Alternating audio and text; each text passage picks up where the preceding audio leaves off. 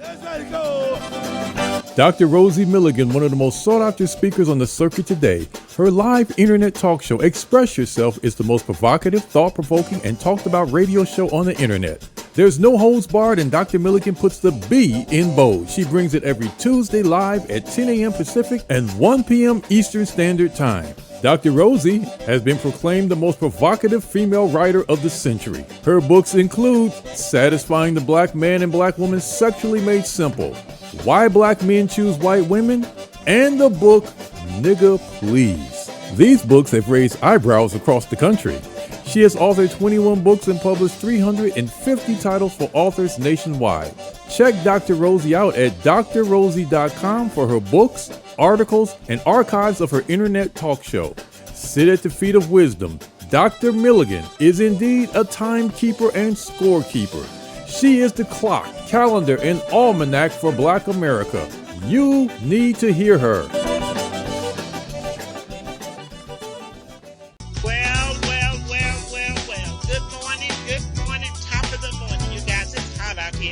California. I think yesterday we had up about 90 degrees. What is going on? Somebody tell me. Marvin Gaye said, what's going on? Well, it's something going on. I guess it'll all come out in the wash. You'll listen to the Express Yourself hour. I am your host, Dr. Rosie Milligan, coming to you live, as we always do, with nothing but straight talk. That's how we do it around here, nothing but straight talk. My two wonderful co-hosts are, the first one is Mr. Keith Swanson, the Invisible Man, and people still ask me what you look like, Keith. I told them, maybe I just have a Zoom party just to show off Keith and see how many I get jumped. That'd be good, huh, Shawannah? I say yes. Yeah, we're bringing Keith out. Yeah, let's do that. Let's do a Keith party. Bring our Keith party on Zoom. I'm coming out. Maybe not that song. So you guys know the Invisible Man. He's a radio talk show host within his own right. He's Black. He's intelligent. And he is for real, you guys. I know you don't believe me. Now, you guys, look, I've never lied to you, okay? Keith, he is for real. And Shawannah, that's my Valley girl. That's my Valley girl. She's the real estate guru. She sells houses, buy houses. Next thing I know, she ain't gonna be cleaning them because she too vain for that. But she gonna have a housekeeping service. She's an author. She's an all around go-to. Good morning, you guys. How you doing? Oh, great. How are you doing, Dr. Rosie? I am wonderful. Still on cloud nine from my birthday party. Yeah, 76, and still in the mix. Hey. And still looking good. Still kicking, huh? Yeah, looking still good kicking. and doing it good. Hey. Well, that's what hard work would do for you. Well, let me take that back. That's what my dad used to say. Hard work is good for you. I have a new phrase. It's not hard work. It's smart work that's good for you. Smart work. Not hard work, but smart work. So I'm happy to be here. Happy to be here. Yeah. So today, you guys, it's interesting. We have a great topic talking about Black business ownership and why now. Learn how you can create a financial legacy via starting your own business. It's interesting, you guys, when I really started looking at this, Black business ownership and why now. When I began to look at some stats, I mean, it saddened me to look at the condition of what's taking place with Black folks. As long as we've been here, because we're dependent on politicians, dependent on the White House, instead of doing the way we did back in the day. My dad and them wasn't thinking about no White House. They wasn't thinking. I don't even think we had a city council. We didn't. During those times, wasn't no such thing as a city council. People running their own lives. Was figuring it out for themselves. So I think that's where the problem came in when we relegated all our power over to somebody who was in a official office, I guess, because it didn't happen when I was in Mississippi. People manned their own ship. But now, you guys, and you know I'm one, Keith, who are always very optimistic. But when I began to look at the stats, and I began to look at where we are, and all the odds that stacked against us, wow, it's a little bit frightening. When you look at the fact in 2000, when we were looking at uh, the population in California. I'm having Tim to pull me up to 2020. At that time, population in California by race and ethnicity, whites was 48%, blacks was 6%, and we probably still around about the same rate in California. I think we dropped a little bit. I think it's like I think so. I think it's 5% because a lot of black people have relocated, so they're not in California anymore. So, and at that time in 2000, it had Latinos 33%. Now you know that have jumped 3 or 4 times. Tim is going to give me information. Asian 11.4 and others. Okay, just look at that stat right there. We talk about in the state of California. Right. We are dropping the bucket, and majority always tend to rule, except when the minority are very powerful and sticking together. That's the only way we can win, and I don't see that the way it should be. Then when I go over and I look at the economic index, that was in 2000. A lot of that has changed.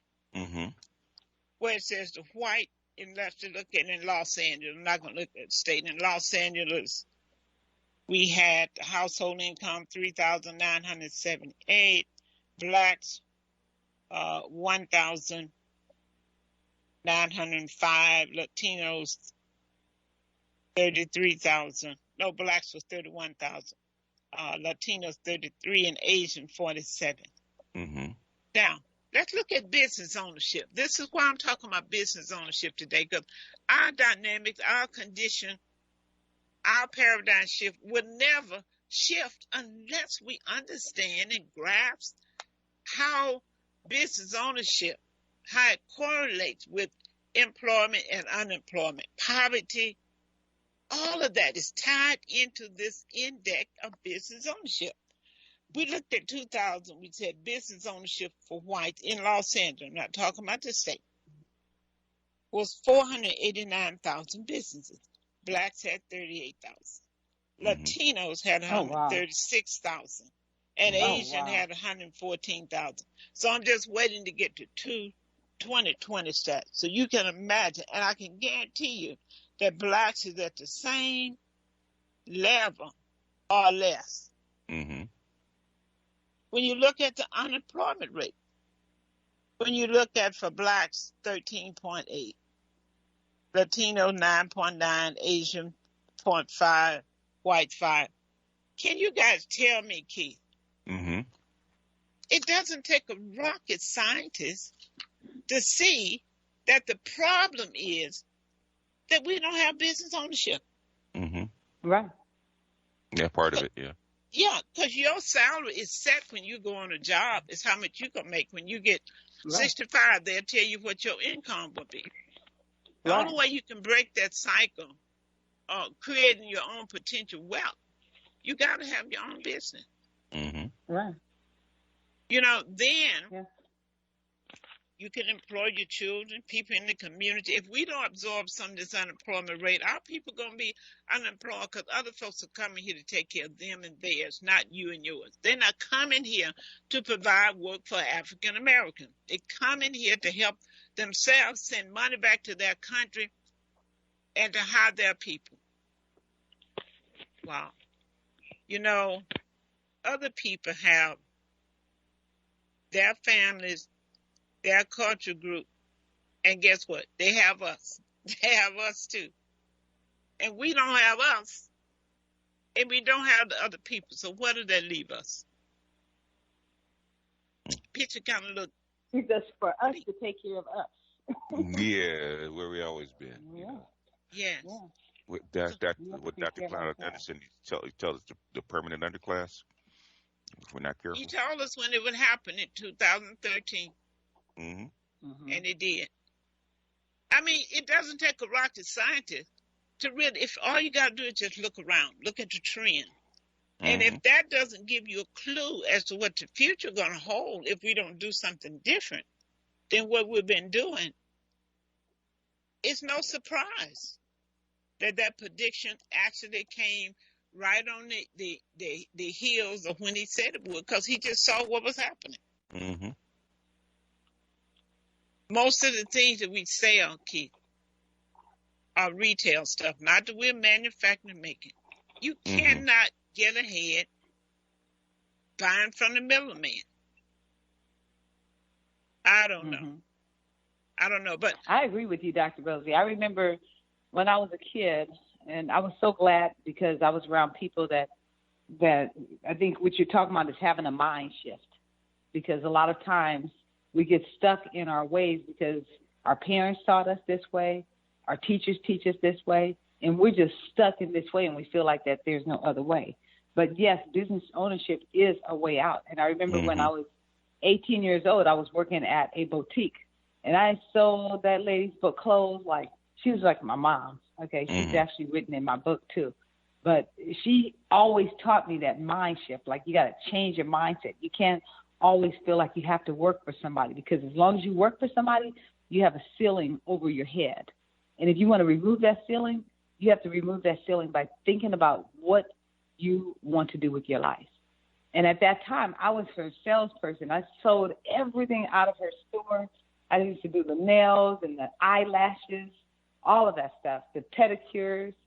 And she wanted to let me go. And I remembered one day I was on the payphone, because that's when payphones were in. And she said, "You can't be on the payphone." And I said, No, I want to call. I've already done everything in the office. Everything is clean. No one's in here. I'm just making a call. And she said, "No, you can't make the call." And I said, "Okay, if you don't let me make the call, I'm leaving." She says, "Leave. Bye-bye. You're fired." And I walked out. That was it.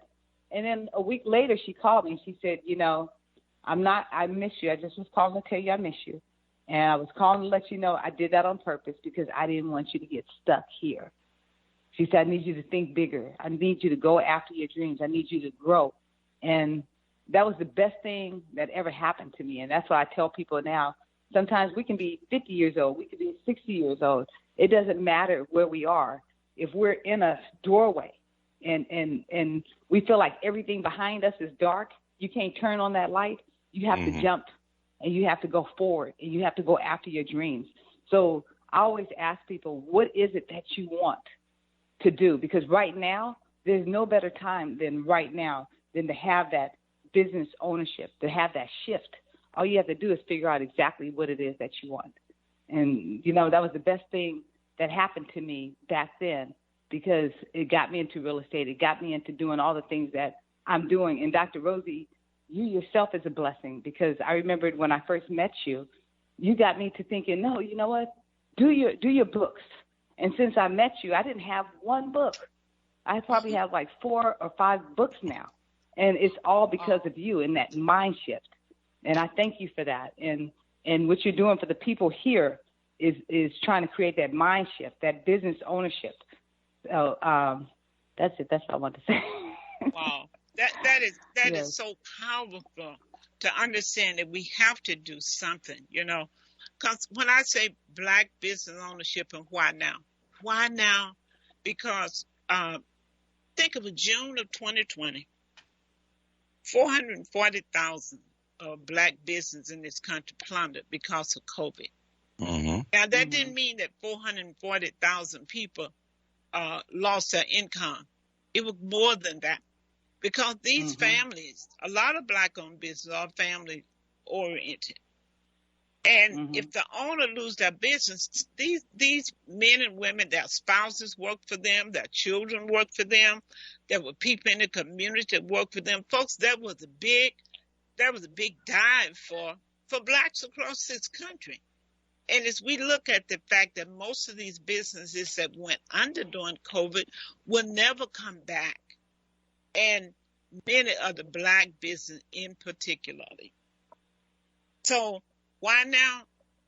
Why now? Because if we want to control our financial destiny, it's not going to be via having a job. It's going to be via having a business, and building those businesses so strong, so tough, that when we leave this place, that business still exists.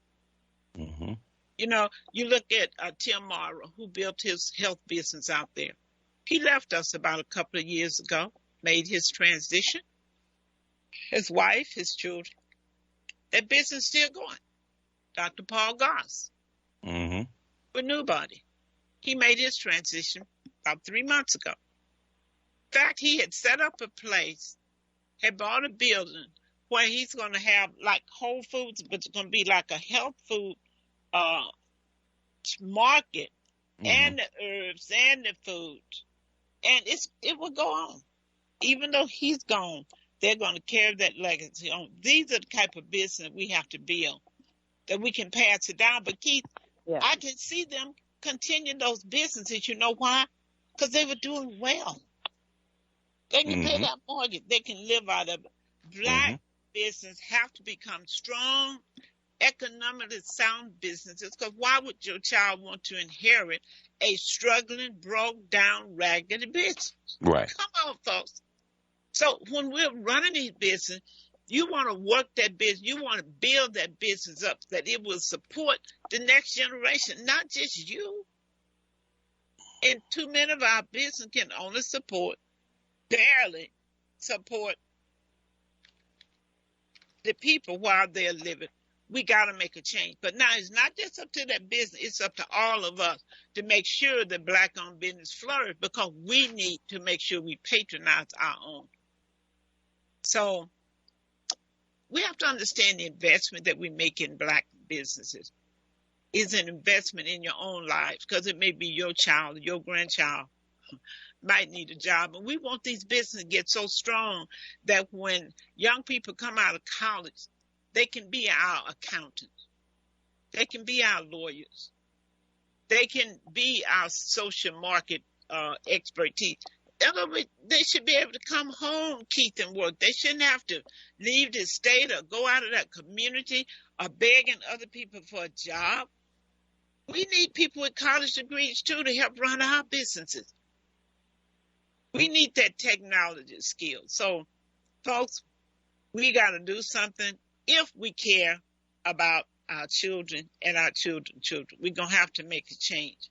We have to leave that kind of legacy. Let me get the number out. The number is 310-928-7733. 310-928-7733.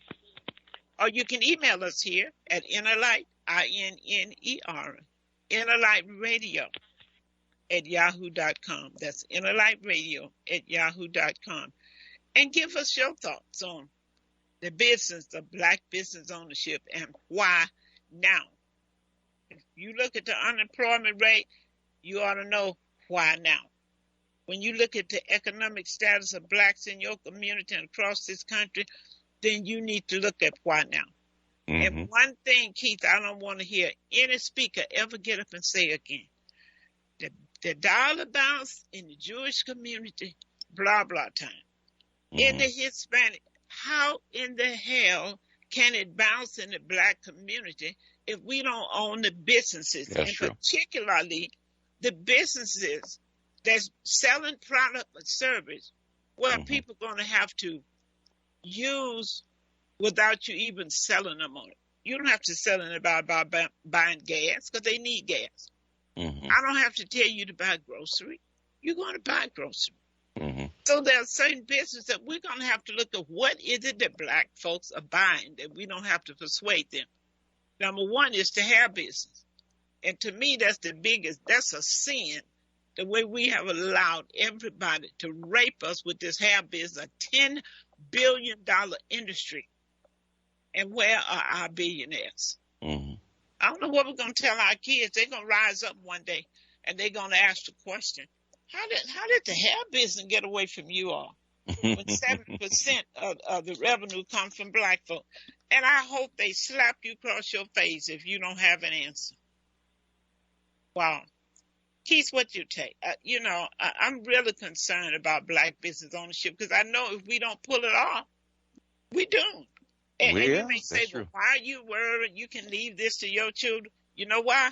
The people that we don't worry about, that's the one who will knock my kids in the head and rob them or shoot them.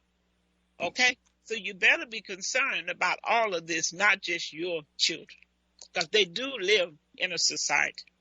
Yeah, what's your take about this? And a lot of people listening got to worry about themselves, because there's no guarantee that the structures that we've depended on for the last, 50, 60 years are going to be there. Because if COVID has taught you nothing else, is that nothing is secure. Nothing is set in stone.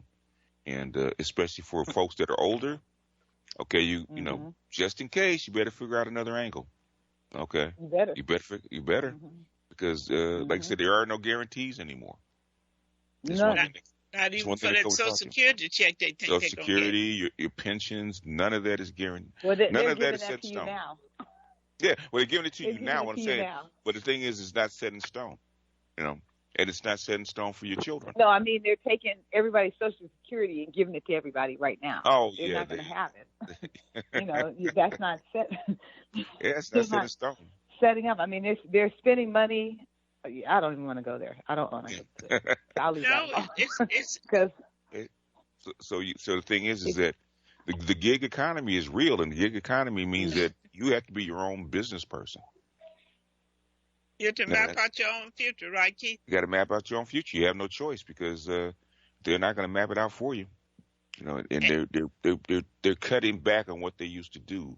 You know, slice by slice. And the thing is, you don't want to wait till to get to the bone. But move my cheese? My cheese. I think they're taking whole pieces, big whole piece, half slices. It's not even slices anymore. They're not even trying to shock us. They're just taking it from us. Yeah, and we have to change. Yeah, the thing is, we say that they're taking something. The thing is that, you know, sometimes they don't have a choice. It's not there anymore. And with this technology, they have it so rigged. I had a brother-in-law that I was his conservator. So I had, you know, everything about, you know, with his banking, because he had given me his card and everything. So his Social Security money that came, I was paying for his storage. And I would just, when his son would come to get the money for the storage and stuff to buy him that he needed, I would just give him the money, because I figured, well, at some point I'll just, you know, pull it from his account. But right now, I didn't want to use the card. I just wrote a check. So when he passed, I pulled out $1,000 toward his funeral of his money. It was $1,000 left, but it was really my money, because I had been paying what I needed for him without going into his account, because I knew the money was there. But let me tell you the new system. The minute a person died, Social Security, the mortuary must notify Social Security immediately when they bring that body in. When they notify Social Security Security instantly notify the bank to shut their account down. Wow. Did you know that? Yes. Oh, shut the account down. How can they shut the account down? Because if they have a Social Security check going into your account, and that's what, remember the system came, if you didn't have a bank account for it to go into, they're not mailing out any checks. Yeah. Big brother watching. So all they do is took the money out of there. They call the bank and say you deceased. The bank have to shut that account down if they know you deceased. Okay? So now I'm going to have to jump through hoops to get my money. May not be a big thing, you know, since I was his conservator. But I'm saying these are things that people don't know. So if you have someone that's on their last leg, you better find a way to get that money out if you need it, because they're going to shut it down. Because they're going to know. Now, the other kicker. Here you are, I have a friend, someone I did his trust, he called me this morning, has an aunt down south, has dementia, and now is in a skilled nurse facility. So he's going to have to sell her house. And you know who's going to get the money? He got to sell it so he can pay for her stay.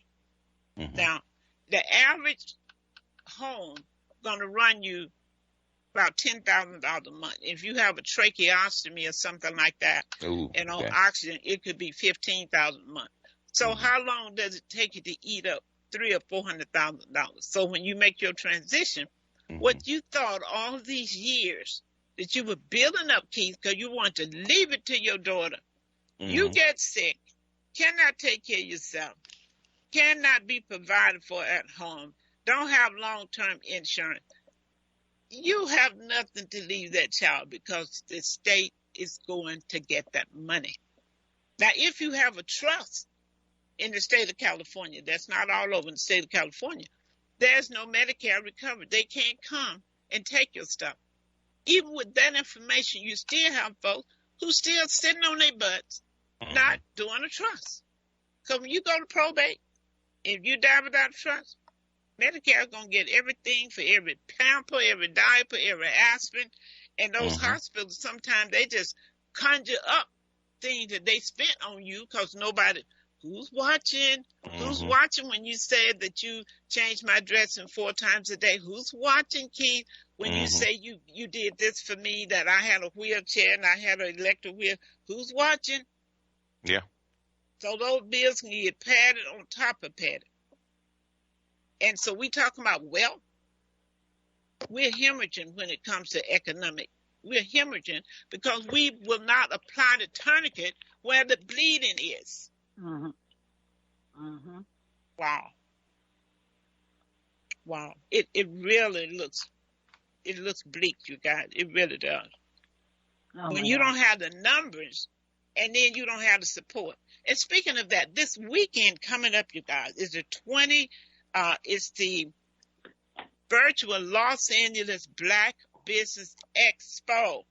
It's a virtual event, the conference. They're going to focus a lot on creating generational wealth. And I'm telling you, they have brought together some of the greatest of the greats that's going to be speaking at this conference this weekend in Expo.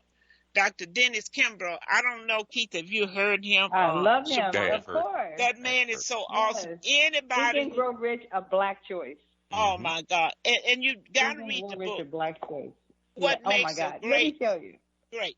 Dr. Rosie, that book opened my eyes. I swear. I mean, I've read a lot of self-help books. Which one is that? Grow Rich. What makes you great? That's Dennis Kimbrough, Think and Grow Rich, a Black choice. He did the Think and Grow Rich a Black way. And when I read that book, it made me want to write a book. It made me want to think differently. It made me want to dream different. I mean, that book was really, really amazing. So that's going to be amazing to see him speaking. You know what I want you to do? Just what you just said. I want you to email that to me as to what you got from reading his book. I want to post that. That's incredible. Okay. That's incredible. That was awesome. Yeah. It was groundbreaking when he did it, though. You know, I think it was got to be got to be almost 30 years ago when he wrote this book. Right. It's groundbreaking when he did it. Dr. George Frazier, he's going to be speaking, and Byron Nelson, and there are many other great seminars on wealth. I mean, now the fee for that is $25, but that's it's not bad. To hear three of the greatest of the great. See, we gotta want to learn and expand our minds. Shawannah, just like you said, if you have not read that book, read and change your life. And for those who don't want to read, at least go to seminars where these people are speaking. They're dropping down knowledge. There'll be many other workshops, so you can go to 21labbe.com and you can see all the different seminars. It's going to be the lineup, going to have vendors there, and these vendors going to have some drop down, what they call them, Good Fridays. They're going to have some drop down Good Friday sale. Now, if you want to patronize your own community, because you're saying, well, I don't know where the business are. I don't know where the person is that sells this. I don't go to the Black Business Expo this weekend, you got, and you will be able to do your shopping there. And you'll be able to learn. It is absolutely incredible. In fact, my partner, mytechacademy.com, she's going to do a seminar she's going to talk about social media. It's a crash course. She's going to introduce you to a social media crash course, how you can get up to speed in 60 minutes. I attended her workshop last night. Absolutely incredible. You know, sometimes, Keith, you think you know something because you're doing it, because I thought that with Zoom. I've been Zooming, holding seminars. When I took that class from her, wow, I didn't know you could go into your studio and put lipstick on, Keith. I've been running home trying to get my lipstick. You can put lipstick on. You put the whole makeup on. Yes. Right there, just click a button and you have eyelids. Click the button, you have mustache. I get a filter. This technology is no joke. Oh my God! Okay? So one time I put on the lipstick and I forgot I had that click for lipstick, and I was like, "What was my lipstick?" Oh, because I had on lipstick and it had more lipstick on top of it. Right. Yeah. We got a caller on hold. So. We have a Yeah, caller. I forgot it was still on there. Okay, go ahead, caller. Yeah. We have a caller, Keith. Yeah, Jamal said we have a caller on hold. Caller, go ahead. Caller. I guess they're muted. Okay. I guess they're just listening. Okay. So look, it's important, you guys. So I want you all to get on your email and email everybody and let them know this Saturday in the comfort of your living room or your bedroom. You can sit up while you're drinking coffee or tea and hear the greatest of the greats this weekend. That's incredible. And I tell you, young people, let's see if there's another. Call is muted. Caller, go ahead and unmute yourself and jump right in, okay? The caller's not muted. Okay, caller, if you're gonna listen, you got to mute your feed. Otherwise, Jamal's gonna have to drop you. Okay, go ahead and mute. I think people need to get their children and let them gather around that TV this weekend and listen to. Your life will be changed forever. Especially listen to Dennis Kimbrough. When he talked you about should give the website one more time, Dr. Rosie, so people really know that. Okay, that's 21, then LABBE.com. 21, LABBE.com. Go there, get your ticket, be a part. This is one of a lifetime that you can get these three men under one roof. And there's multiple other seminars, TED Talks, people there with some of the best Good Friday sales that you will ever have. So it's a place to be, and you need to invite other people. I wish that I could have 1,000 black young men listen to Dennis Kimbrough, really, especially those who are out there. Awesome. Those in untraditional, unconventional business, sideline, underground business, whatever. When you listen to him, he will bring it all out. Yeah. He will make it worth your while, that you don't have to look over your shoulder, and that you will build strong businesses the right way. See, we got a lot of folks in business, Keith, by default, not because they wanted to be in business, not that they went to college and took a business course. By default, because there were no jobs, so they got fired. Couldn't find a job because of they'd been in prison. Couldn't find a job because of whatever the record is. That's what you call going into business by default. You need some inspiration. You need someone like Dennis Kimbrough to tell you the do's and the don'ts and the wills and the won'ts. It's important. Because when our people can build strong business, that's when our community will get strong. They want to. These young people want to, Keith. They just don't. They don't have the equipment. They don't have what they need to do it. They have the desire, but you need the right information, and that's what Dennis Kimbrough brings: the right information. See, we're accustomed to motivation, inspiration, but you can't take that to the bank. You get a good feeling like you do when you go to church. But when you get back home, you're still broke. Somebody know what I'm talking about. Say, hey. Hey. You got your fix for the week. But when you get this sound doctrine, this sound way to build your business and to keep your business, that's the kind of information that Dr. Dennis Kimbrough brings. We should mute that person in the background. Trying to get Jamal to drop him from the. Right. That's really talking some powerful stuff here. So if they know how to mute, it's important because we definitely want to put this show up because I think it's important. So Keith, how do you? And I'm gonna go to both of you.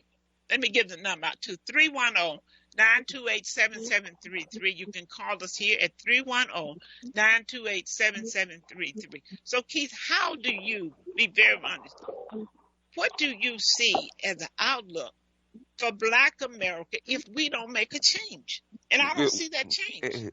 You're gonna get pushed aside. You're gonna be in this environment, right? There's gonna be winners and losers. I mean, it's gonna be really stark. There's gonna be a really big divide between the people that have and have nots, right? And you don't want to be on the side of the have nots, especially with the government not having enough money. You don't want to be those people. So. You're going to have to educate yourself and your children, not just your children, but you and your children, right? And you're everybody within earshot, Keith, because if they don't have, they're going to take from your children who may have. We got to see it as a collective piece, right? Yeah, but the thing is at some point, okay, that's out of your hands. You can't take everybody with you, and that's the way it's going to be. You can't take everybody with you. Because the problem's way too big. This country's way too big. There's too many people, and it won't be just Black people taken from you. Got to remember that. Okay, right. It's going to be white folks. The one thing COVID did was just actually go through and just level the playing field, just leveled it. White, Black, Hispanic, just leveled everybody. Okay, so basically it's going to be have and have nots, and the thing is. It's one thing if somebody's going to take it from you, but you got to have it to take. Okay, what happens when you don't have it to take, and you don't have the ability to earn, the ability to do what you need to do?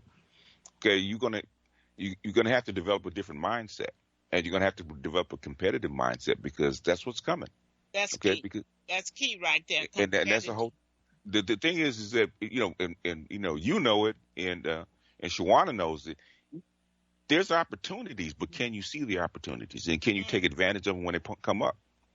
And can you because the biggest thing is overcoming the fear of taking that risk, and that's a mindset. That's a mindset that has to be developed over a number of years. You just can't wake up one day and say I'm going to jump in it and start a business, and I'm going to get in this stuff and just do whatever I need to do. It takes time. Okay, you can have the desire, but the thing is, you got to have the knowledge. You got to build up the knowledge and the wisdom and the desire. At the same time, it takes a while. So you got to start now. Okay, and you're gonna have to work very hard to catch up. And the thing is, listening, feeding your mind, feeding that mindset is part of it. Like I said, with the books, with listening to people speak and stuff like that, because people have already been there and know where all the the booby traps are. Said okay, the road to go down is just as important as the road not to go down.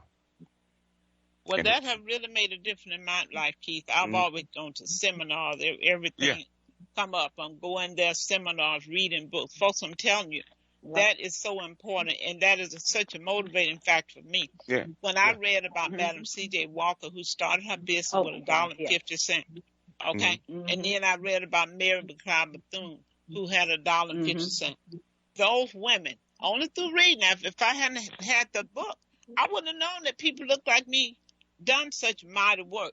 And I said, now, if they did that, it wasn't no credit card, it wasn't no SBA, okay?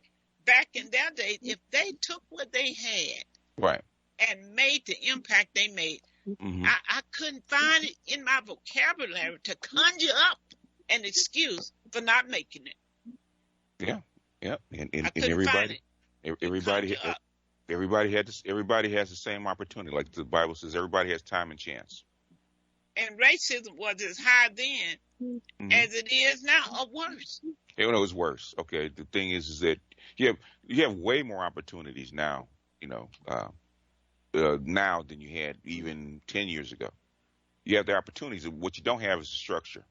Okay. 30 years ago, you could find a clock, work for somebody, retire, and be okay. Okay. That world is going away, unfortunately, where you have a structure where you can say, okay, I can start at 20, I can retire at 60. That world probably is not there anymore. So you're going to have to learn these, you have to learn these skills. To be okay. Robots going to be making stuff. They already are. Cars driving themselves. Even the real estate market is changing. Yeah. Yeah. Oh, yeah. Even the real estate market is changing. In what way, Shawannah? Well, they're telling people you don't have to pay rent. But you have property. I hope It's been going on 2 years. If you don't pay rent, in my place, you're going to pay rent or you're going to pay for a casket, okay? Yeah, you know. You're going to pay for something. She's like, in what way? No way. You're going to pay. you know, that's you know, like I said, the structures that we depended on are going to change. Like Shawannah's saying, even people that have owned, you know, went into it and bought properties and rental properties and stuff like that. Like I said, COVID just changed the whole mindset. Changed the whole thing. And so, but the thing is, the bad part is it did change. It did destroy some structures, and the structure that you depended on. The only other bright side is that it did level the playing field. So if you're willing to work hard enough and you work smart enough, okay, you can make out pretty well, because the opportunities that you didn't have, you know, 2 years ago are staring you in the face right now, because now things have to open up and be rebuilt, okay, from the ground up. So you don't have to. Go ahead. And see, the other thing, Keith, think about in 2008. We had the real estate bubble. How many black lost a third of their wealth during that time. They lost their 401ks, many of them. They lost their home, and then their credit was bad. So now they wasn't even able to get back in another home right away. Some of them wasn't able to even rent an apartment because their credit had gone shot. You see?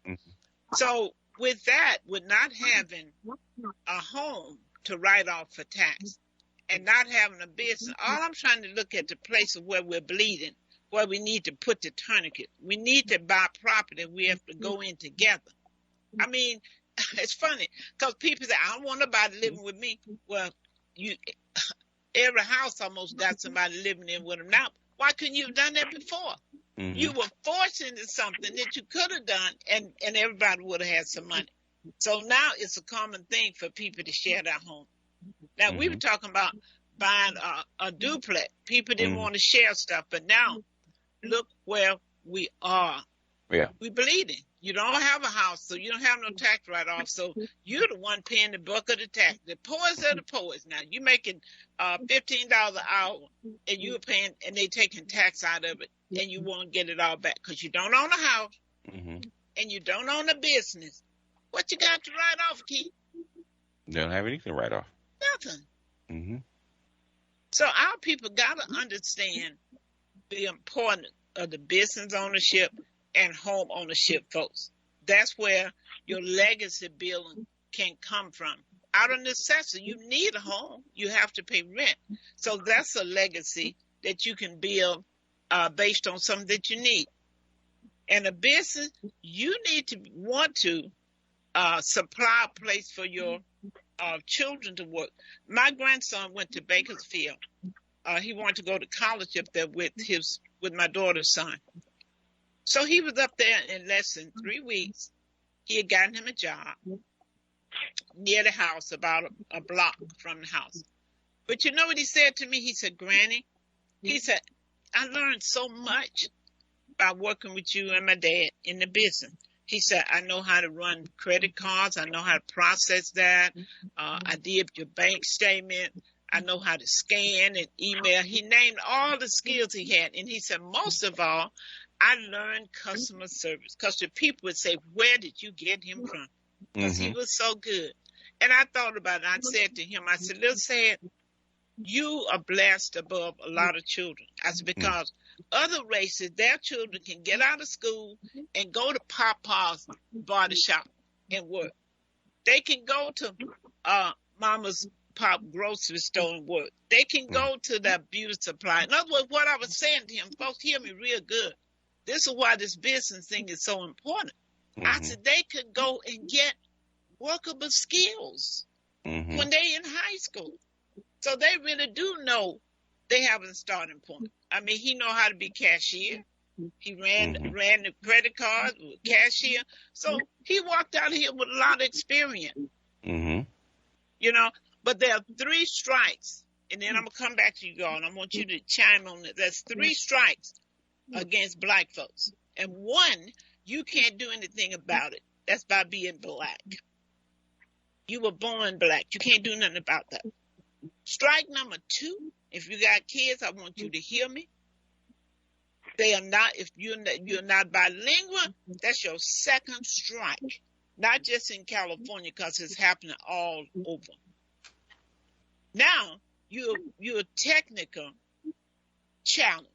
That's 3 strikes. You're black, you're not bilingual, and you don't have technical skills. Your child is going to be in the toilet. I'm going to repeat that. It saddens my heart to think about it. I had someone went for a job a week or so ago, and the mother said to me, I know the only reason he didn't get that job because he couldn't speak Spanish. Y'all can ignore that if you want to. You can ignore it. You can say, well, they need to learn English. They don't have to. They outnumber you.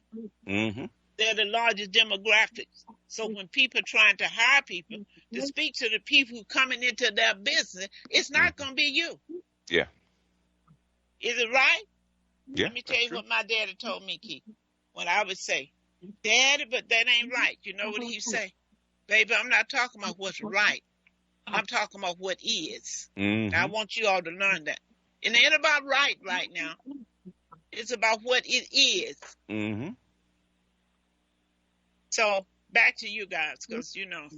Yeah, and the thing is that in California, right?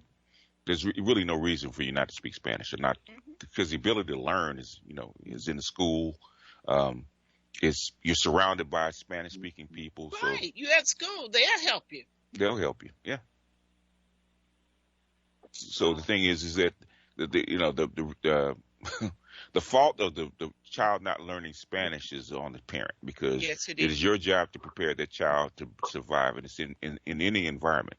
And if you don't, you can say, well, it's the person that didn't hire the child's fault. But the thing is, no, it's yours. He wasn't prepared.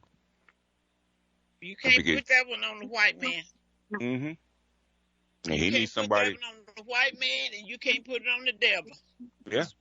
If the best qualified applicant is bilingual, guess what? You're not that person. That's right. Whether it's black or black skinned, when they come here from other countries, speaking Spanish, they stand a better shot of getting a job than you do. Yeah, well, unless you're gonna move to a different part of the country. I don't know where you're gonna run right now. They all down in Mississippi. They every place. Chicago bombarded with them. So black folks, we are staring the same issue in the face wherever we are in this country. We're looking at it. It's just turning your head, looking into the same mirror. The same mirror. So what I'm going to do, the first 2 people that call me that want to attend the Black Business Expo this weekend, the tickets are $25. I'm going to donate 2 tickets. So first 2 people call me. My number is 323-750-3592. 323-750-3592. I'm going to give away 2 tickets, so you can give me a call. And just let me know you heard it on this show.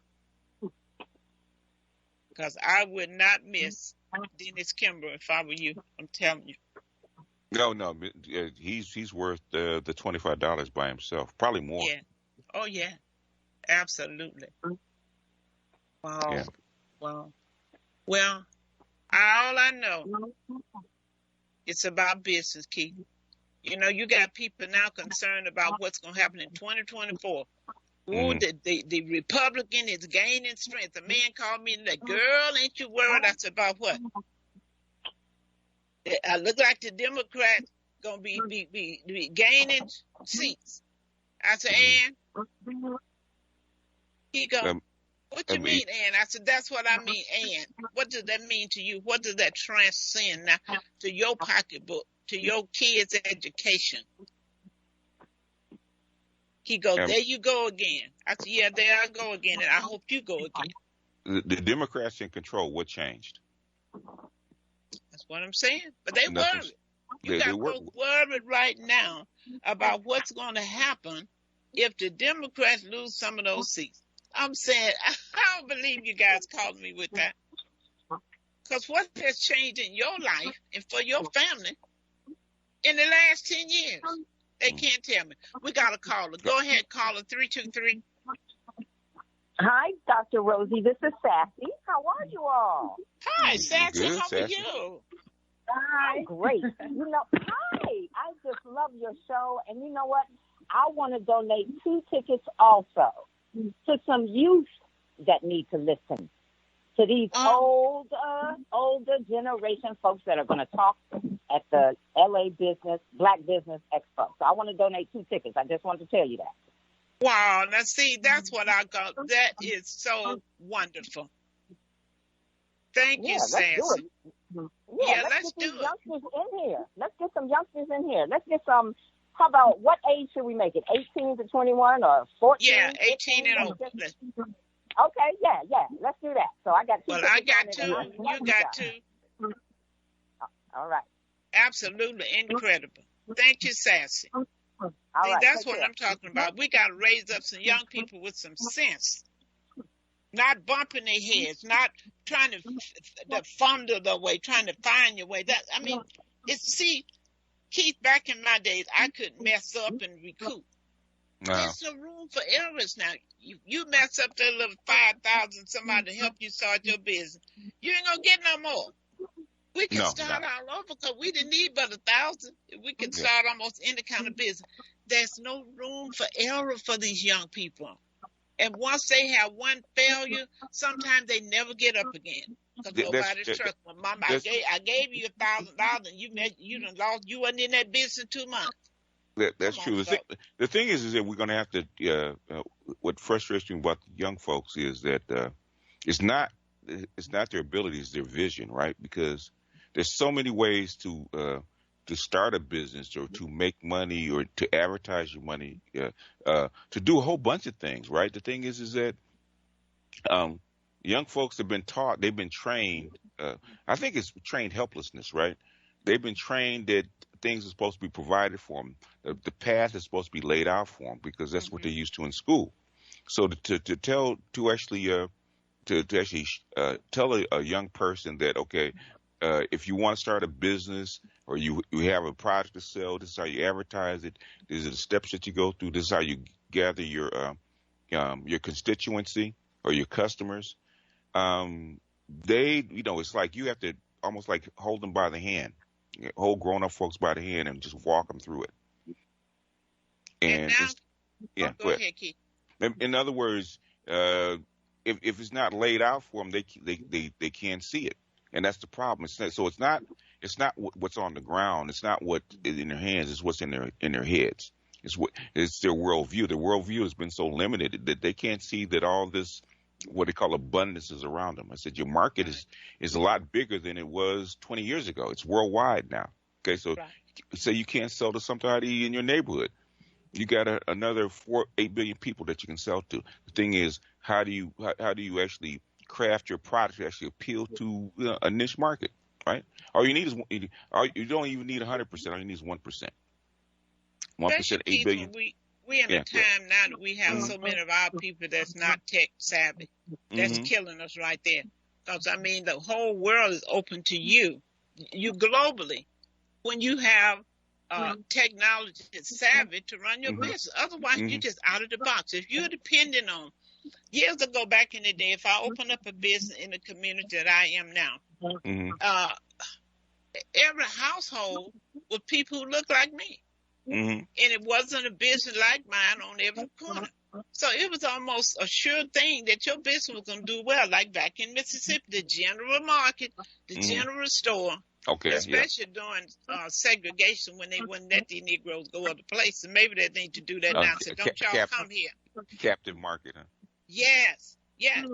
But now it's totally different. So you global, you can't depend on your community because little by little, these communities, the demographics coming so different. So if you don't have something, even if you have something that other people want, you're not the only somebody have that product, so they're going to go to their people. Can you get mad? No. So we have to work a whole different strategy now, Keith, because the demographic has shifted. And where you're in a community where it's less and less of your people. I mean, we got so many things going against us. So we got to come together. Yeah. Yeah. And you're going to have to learn how to appeal to a wider market. Right. You got to adjust. Black folks have always been, had the ability to adapt. And that's how come we're still here, because we have been able to adapt to some very severe circumstances. And I'm waiting on some black people, Keith, to go ahead and throw down and open up a Chinese restaurant, since black folks like Chinese food. You know what? This is something that a girlfriend told me. When she lived in Atlanta, right? And she used to go to this Chinese restaurant, right? Wait, I think Shawannah phone is. Go ahead, Shawannah.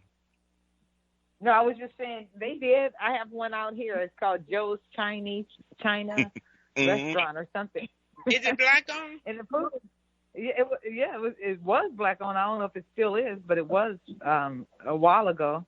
Mm-hmm. And the food was good. I'm gonna go get some of that. Yeah. I mean, if they can cook our food, anybody ought to be able to cook Chinese food. Now that's just some rice and noodles. I could cook some good Chinese food. Yeah. So, Keith, why aren't we doing that? Why are we're too narrow in our scope? It is. See what everybody's using. Yeah. What is it that every ethnicity will buy? Well, because they come from a place where if you don't work, you don't eat, and you have to make your own way, because the government and the society was not going to make a path for you. You had to make your own path, and that's where they come from. So you see people coming across the border and setting up a stand. You say, they got all this gumption. They can just open up a business and you just start selling stuff without any kind of fear. But you go back to where they came from. It's ordinary. Right. It's ordinary for them. But I think, go ahead, Shawannah. I was going to say, I think also the reason why we don't do it is because we're scared. We're fearful. Yeah. And we're fearful of failure. And we have to fail in order to win. You know, you have to go after it. And then we're taught as a child and as we're growing up that, you know, if a person only has gotten so far in their life, they can't see it for you either, even if you can see it for yourself. And so we give ourselves these limited beliefs. Yeah. You know, so it's one thing about being rural, be coming off a farm, and Dr. Rosie came off a farm. Okay. Yeah. You're going to fail. You fail every day. Okay. You fail every day, but things you can't stop trying, because because you're going to, sooner or later you're going to have to figure this out. You keep hacking at it till you figure this out. The thing is, because if you don't, you're going to starve to death. So you got to seek mentors. You know, some of these young people, they start a business because they got some money. They done hit it some kind of way, and they jump up, no research, no business plan. I think what I would like to do, you know, one of these days, you know, you can only do so much. I would like to have a building and build a business school for any entrepreneurs that want to take just that basic, what kind of business you're going into. Help them, because these young people can build sustaining business. That's still going to change the dynamics of our community, because these old folks, they feel, well, I'm too old to start. I don't want to be bothered. Or they're not tech savvy, so they're way behind the eight ball. Keith, our only hope is to build these young people, I'm telling you. Yeah. Yeah. Our only hope is to build these young people to be entrepreneurs. Either you build them or you take care of them, one of the two. Say that again, Keith. Say that again. Say it loud so all the parents can hear. For all the parents, either you build it and come take it from somebody that knows. Either you build them or you take care of them. Those are your only two options. That is the first. You better take the first one. Wow. Now, that's powerful. We see a lot of that. We see the mothers raising and taking care of the kid, and now they're taking care of the kids' kids. Mm-hmm. Wow. Keith, repeat that statement again. You do what? Either you build them or you take care of them. Wow. Those are the only two options. That is so profound. And I've seen generations where a coworker, she died, you know, she was in her 70s, still working. I said, why are you still working? She had her kids, she had her grandkids, and she had her great grandkids living with her. So she got to work. She got to work. Take care of them. Yep. Folks, we got to turn this thing around, and I am optimistic that we can do it. We just have to put together a plan and stop talking, stop holding all these conferences talking about the state of Black America. Well, what you gonna do about the state of it? All you're doing is airing dirty linen. All you're doing is letting everybody else know how pitiful you are. I don't want to see another state of black this, state of no. Have a conference saying what we're gonna do. It's time for a change, and here you go. That's the kind of conference I want to see. I'm tired of dealing with problems. And the people who are pointing out the problem don't have one solution. And a lot of them talking don't even have a business of their own that they can help solve the problem with providing employment. Wow. Yep. Yeah. Wow. You know what, Dr. Rosie, I want to put out there a young lady. She's going to be coming on the show, too, to speak because she has a new show coming out, and I want to put her on so she can talk. But, you know, why don't we invite more subscribers to view us? So everybody that's listening right now, we want you to invite your friends, your family, so that we can grow because as a Black community, we need your support here as well. So they should come in and join us every Tuesday from 10 to 11 and tell their friends and family so that we can even grow even bigger because the larger we become, the more our voices will be heard. So that's what I wanted to say. I love that. You're absolutely right.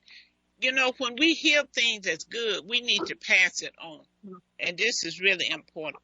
This show is going to re-air at 6 o'clock p.m. tonight, 6 p.m. Pacific Standard Time and 9 Eastern Standard Time. And you're absolutely right. A lot of people are missing the boat because they are listening to the Fox and everybody they're talking about. You need to turn to these internet podcasts that Black folks are doing because that's going to give you some information that you can put in your head that can help you. So, folks, we're getting ready to sign off. Don't forget this weekend, the virtual 2021 virtual Los Angeles Black Business Expo and Conference. Barbara Lynn has been doing this for years. She was the founder of LA Black Business Expo. Go to register 21 LABBE.com. That's 21 LABBE.com.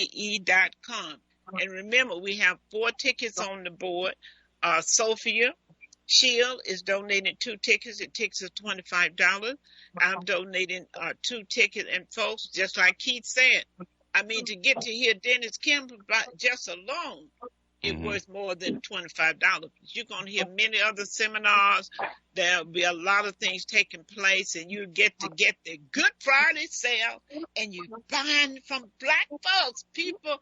That is important. So you don't want to miss this weekend. It's happening. It's going down 2021 virtual Los Angeles Black Business Expo and Conference, creating generational wealth. That's what it's all about, generational wealth. Go to 21 LABBE.com. And Keith, you guys were off the chain today, your input, and you guys were feeling it just like I was. You know, sometimes you bring a topic up, but I can see that has already been resonating in your spirit about business is going to be a turnaround for us. You guys agree? Yeah. Yeah, it has to. You have no choice. Nothing else is going to matter. Nothing else is going to matter. Right. Santa Claus can't hear you. Sunday morning, your sermon ain't going to hear you. The good singing ain't going to hear you, folks. There's got to be some work. Got to be some work. Yeah. You Santa guys Claus have a done great... got redlined. What was that, Keith? Santa Claus done got redlined. They don't come to that neighborhood no more. I bet you, even when Santa Claus comes, they're going to put different things in the bag to Santa Claus is coming to the Black community. And if Santa Claus going to get up and not know where he's going to have the wrong thing, I can hear somebody saying, hey, Santa Claus, come back. That don't go over there. Come back. You guys have a great day. Be your own. You guys have a great day, too.